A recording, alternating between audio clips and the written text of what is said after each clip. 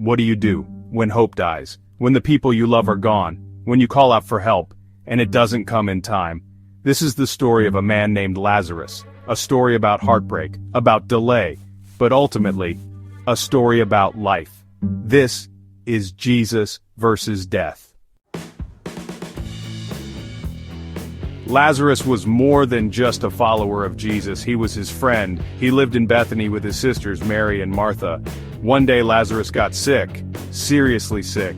His sisters sent word to Jesus, Mary, "Lord, the one you love is sick." They didn't ask for healing directly. They just reminded him that Lazarus mattered. But then, something strange happened. Jesus didn't rush to Bethany. He waited.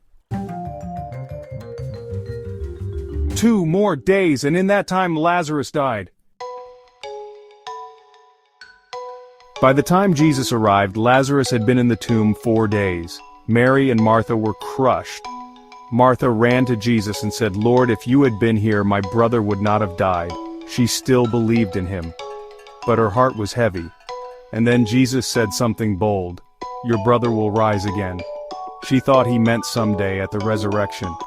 But Jesus had something else in mind.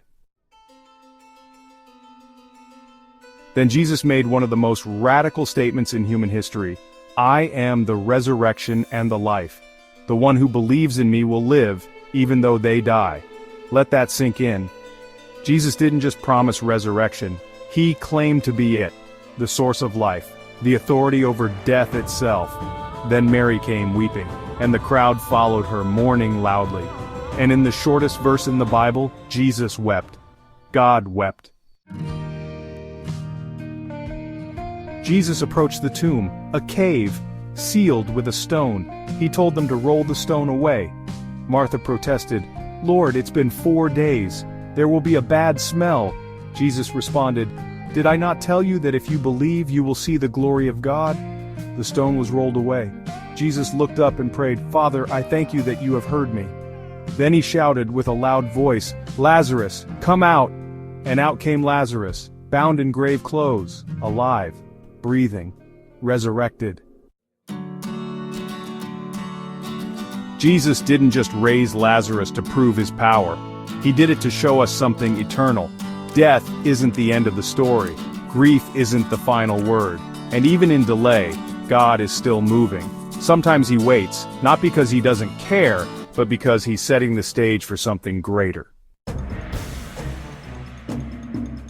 Maybe you're in a 4 days late kind of moment. You've prayed, you've cried, and it feels like nothing happened. But remember, Jesus weeps with you, and he's still the resurrection and the life. Your story isn't over. The stone will roll away, and what felt like the end can still become a miracle. If this story encouraged you, type in the comments, "I still believe." Share it with someone who needs hope.